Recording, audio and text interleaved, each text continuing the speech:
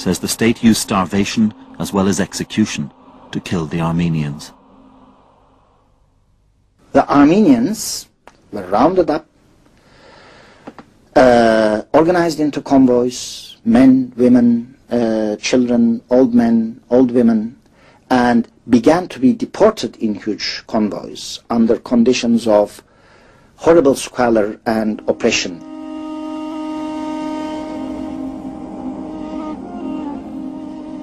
On the way, they began to be attacked not just by spontaneously operating bandits, but by death squads and vengeful, vindictive tribes organized by the Unionists' special organization. In other words, the government's agents. The government's agents. For the first time in the 20th century, cattle trucks would be used to carry people to desolation.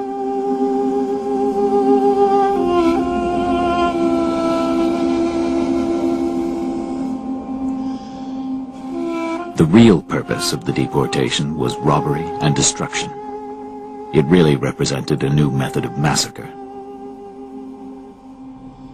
When the Turkish authorities gave the orders for these deportations, they were merely giving the death warrant to a whole race. They understood this well, and in their conversations with me, they made no particular attempt to conceal the fact. Turkey says none of this proves there was any intention to destroy the Armenians.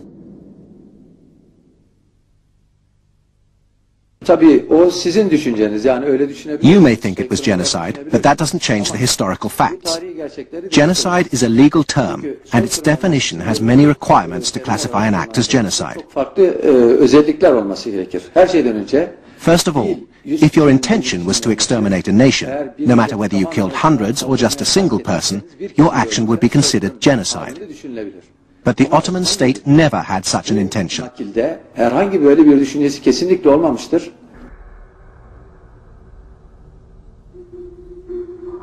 Turkey points to its archives as proof that there's no written evidence of genocide. No piece of paper which says, "Kill the Armenians." But amid the millions of files in the Ottoman archives lies a remarkable document. Agreed by the cabinet in late spring 1915, it is a piece of paper ordering the deportation of the Armenian population. Men, women and children were designated a threat to state security.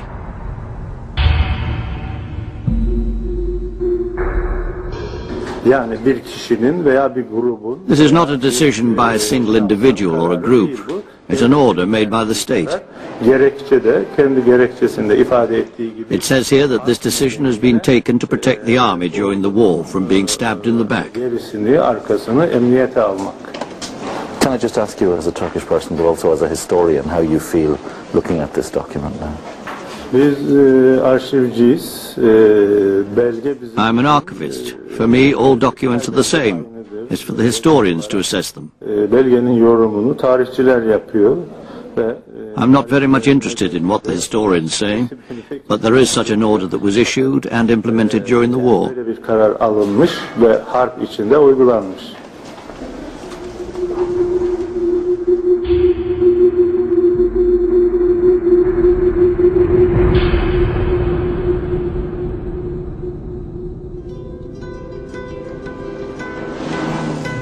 In Turkey, I travelled in search of a vanished people. I'd heard the official history, but now I was travelling to the places where Armenians had once formed vibrant communities.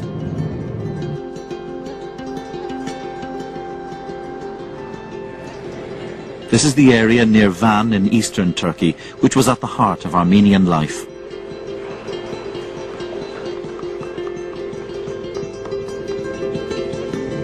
Armenian families once crossed this lake to attend Mass at one of the most sacred Christian sites in the Middle East.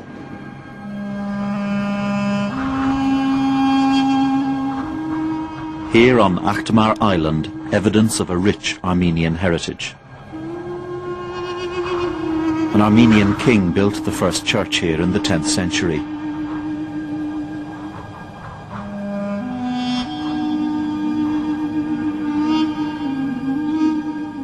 The Church of the Holy Cross is a cultural treasure.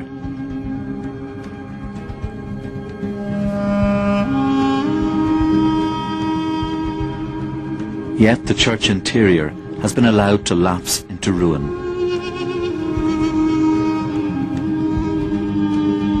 And so time and the weather do their work. There hasn't been an Armenian mass here since the First World War, yet this church is the most tangible reminder of an Armenian presence in this area stretching back 2 millennia. The Turkish government has allowed the church to fall into ruin. It's perhaps too uncomfortable a reminder of a vanished people.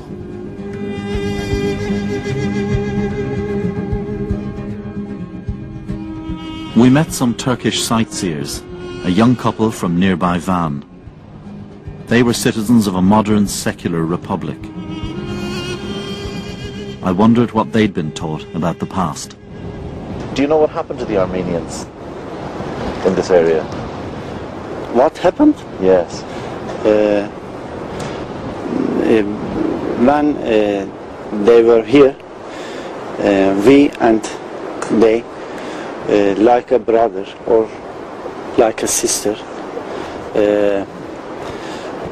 a friendship with together.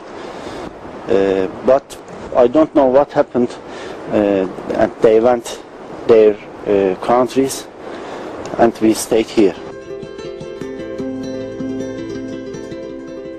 This area is full of villages once occupied by Armenians. Today the population is largely Kurdish. From 1915 onwards, as the Armenians were driven out, their homes were taken over by Kurds. I wanted to know what history the people of these villages had been taught at school by their parents.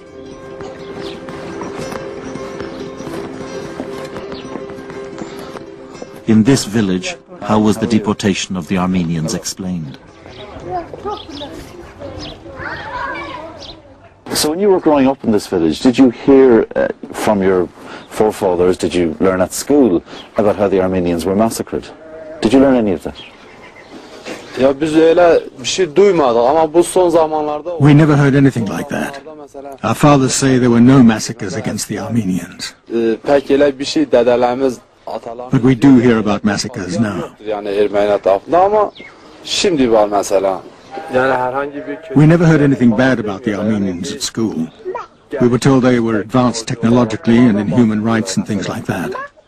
They were a civilized people. I went to school for 11 years and never heard anything bad about Armenians. Turkey doesn't complain about the Armenians.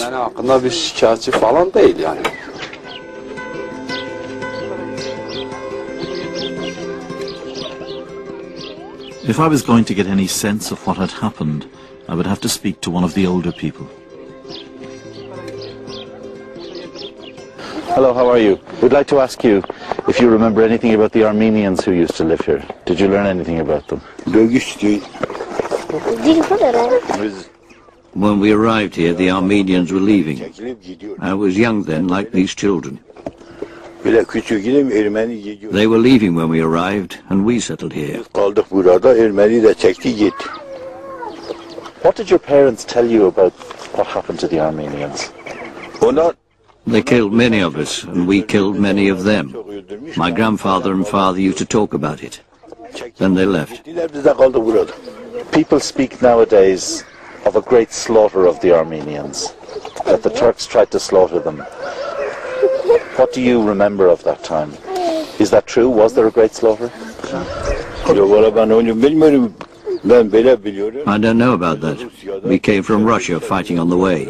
We came here and they left. It was war.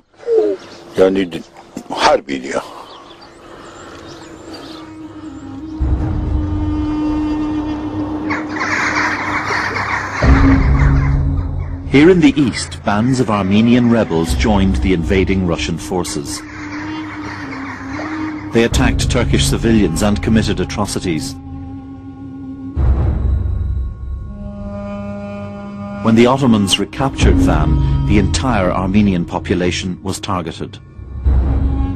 They only had themselves to blame, one Ottoman leader said. There has sprung up this enormous gap between what the world knows and what